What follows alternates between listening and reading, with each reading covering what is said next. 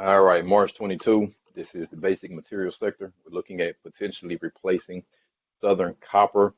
And right away, CF is the leading performer for the sector, but as you can see, the dividend is way less than 2%. So that's going to be an automatic no for us. IFF is the sector MVP. And then I think it's NEM, which is like the second leading performer. So let's take a look at these and see if we stay in Southern Copper or if we move elsewhere. So right away, again, Southern Copper, best dividend of the bunch, and so that says something because we definitely like collecting those dividends. All right, PE ratio looks like just on the face, Southern Copper is definitely cheaper than the rest of these guys with EMN kind of uh, right there with them.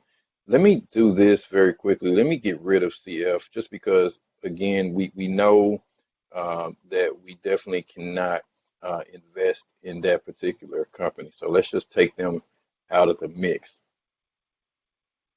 And so we'll have a good comparison for everyone else. So EMN and Southern Copper, again, about the same as far as P/E ratio goes. IFF, way above everyone else. Um, and compared to the 5-year high, we can see right away that there is something going on mathematically with IFF's PE ratio that is way above um, the their high for the last 5 years, and typically that means that either the price has gone up way more than earnings have, meaning that people are expecting good things from this company, or it means that earnings have come way down um, and the price hasn't moved for whatever reason. So either way, um, we'll have to kind of look into that and see where to go from there. All right. So looking again at the PE here, we see that actually, let me just do this, be a little easier. So we see that, yeah, EMN is, and that's Eastman, by the way, is a bit lower than their average. IFF is way above the average for some reason. NEM is way below. Um, Net profit can't really, well, you know, Eastman and maybe NEM is comparable, but the rest of these guys really can't compare because they're in different industries. But that being said, Southern Copper way above everyone else as far as net profit goes. Um, but the rest of these guys are pretty much in line. I'd say IFF is fairly low, and so when you look at that PE being as high as it is, and you see the net profit as small as it is compared to these other guys, that leads me to believe that maybe, in fact, that's what's happening. The earnings have come down, and the price, for whatever reason, hasn't moved. All right, return on assets, same thing. Again, can't really compare Southern Copper with the rest of these guys, but NEM and EMN are very close. Um, well, not very close. EMN beats them by double for sure. All right, cash per share. We've talked about this quite a bit. This goes to the management score. Southern Copper beats out the rest of these guys. NEM beats out Eastman. So that says something. Cash to debt, like NEM and Southern Copper, are right there. IFF, horrible, meaning that either they don't have a lot of cash, which we see here, right? And they have a lot of debt. All right, short interest. Lots of short interest on IFF. Makes sense because, again, we're talking about, you know, lots of, for whatever reason, stock price high, earnings low. Don't know why or what's going on there, but a lot of short interest. Um, and then NEM kind of second, EMN kind of third, and no one's betting against Southern Copper. I think that says something there. As far as the stock price goes, we know that the basic sector in itself is performing well as of late, but not performing as well as it has over the last year.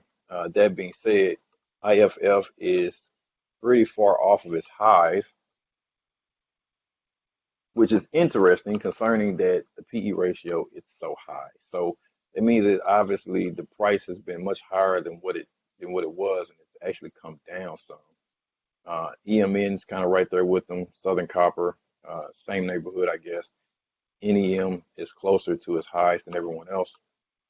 NEM is way off its lows, followed by Southern Copper. But IFF, and EMN is actually really close to their lows. So again, just really interesting. IFF is close to its low, but it's at its highest PE.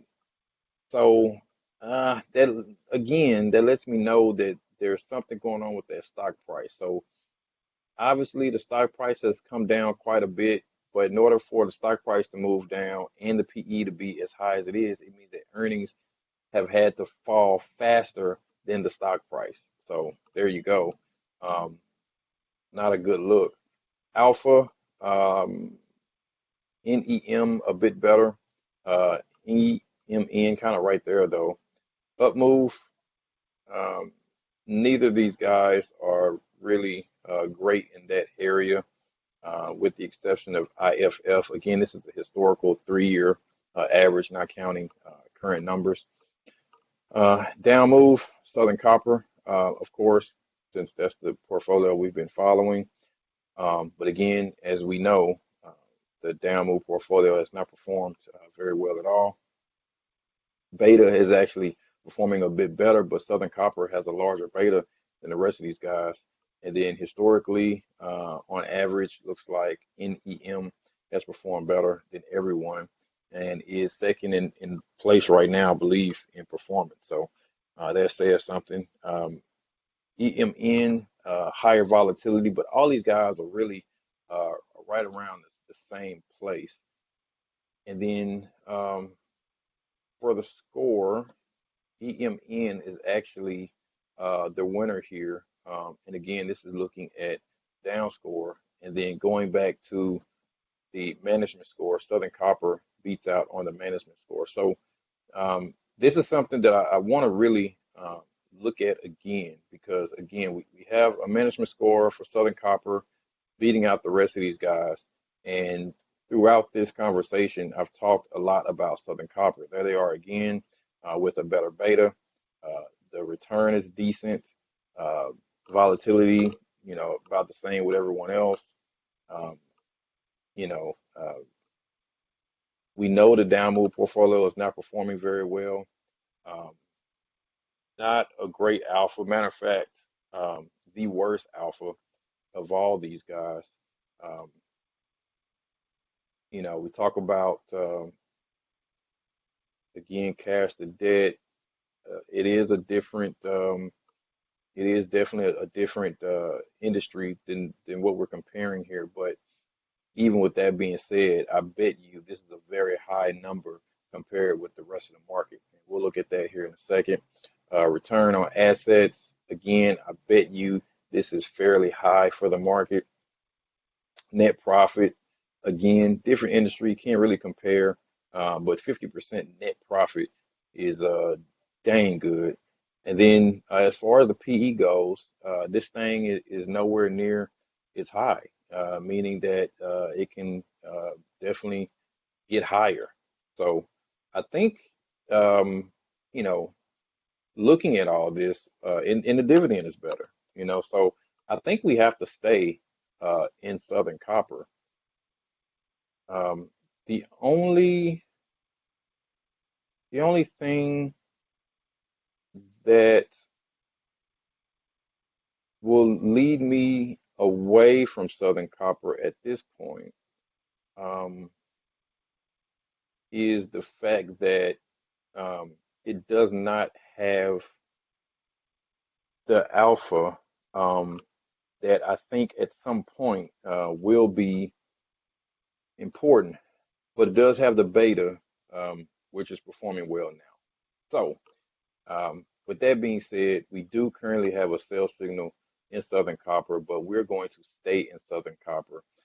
When we reshuffle our basket of stocks in June and July, we'll choose a new direction for the portfolio, depending on what the last 3 years looks like. I can imagine we'll be looking at roughly 2021, 2020, 2019. We know that 2020 had a huge market sell-off. 2021 had a huge market rebound. So who knows um, what is going to come out of that? Um, and then we know more recently the M score portfolios have performed best, but I don't know if that's the case over the last 3 years. So we'll see. Maybe we wind up getting out of Southern Copper June, July, but for right now, I think we'll stay there. I do want to just for fun, 'cause I said I was going to do this on the last video too, and I neglected to do so, which is look at the short interest um, as well as the net profit. I'm just curious about that for the market as a whole.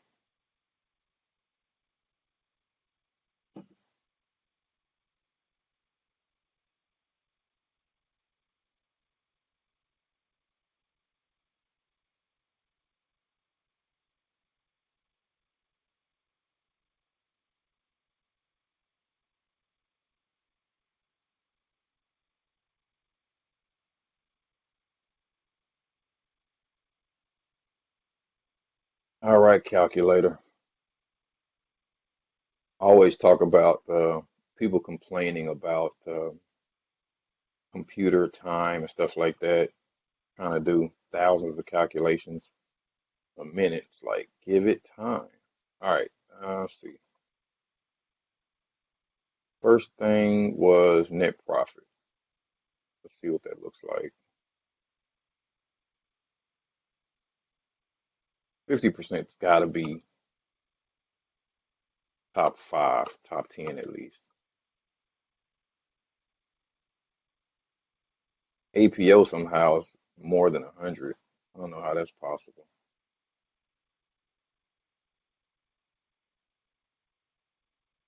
Maybe they got operating profit plus additional investment income from another company that they own a piece of, maybe.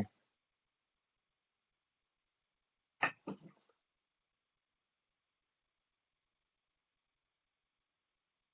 think APO is, I think that's the insurance company. Sorry. All right, so of course APO is first. All right, Prudential Insurance, SPG Real Estate, EQR Real Estate, MPW Real Estate, and then look at that, Southern Copper 50%. Wow, and Texas Instruments 50%, and then DLR. So, see, so here's the deal. This goes to show you a lot. Most of the companies in the top 10 are real estate companies. So let's just throw out all the real estate companies completely. Throw all them out, right? What we have left then is insurance, Southern Copper, and we have Texas Instruments. And I think that's saying a lot. That's saying a lot. Texas Instruments is products, not services, it's products. So for a company that sells products, get a 50% net profit, man, that is huge. Um, and then the Prudential, which is insurance. I mean, you think that there'll be more insurance companies on this list. Maybe they're further down. No, not really. Philip Morris is up there. Paychex is up there. Coca-Cola. Yeah, you'd expect more insurance companies to be there, but they All right. And then the other one was short interest. Take a look at that.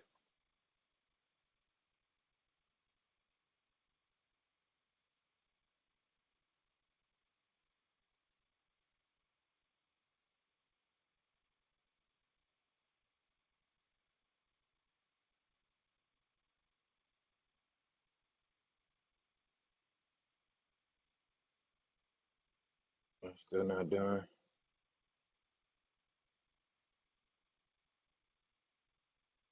It looks like that 4 to 5% is going to be top. And who was that? They had 5%. IPG. Definitely going to stay away from IPG. Uh, but I am curious though as to why the short interest is that high. And if that's the case, IPG, if IPG is at the top of the range here, no, Macaric. Well, yeah, I can believe it. Macaric is a legacy holding for us. It's the very first stock that we purchased. We only purchased one share of it back in 2015 for $80 a share, and the current price is something like $19 or $9, something crazy like that. So it's lost a lot of money. Um, they own malls, but interestingly though, they own like some decent mall properties, and I think over the years they've had to sell off quite a lot of them, which is why the stock price has fallen as much as it has. But also because 20% of the millions of shares that I'm sure are outstanding um, are betting against this stock, so it's almost destined to fail at this point. IRM. CHRW, SJM, Best Buy, 6%. My goodness.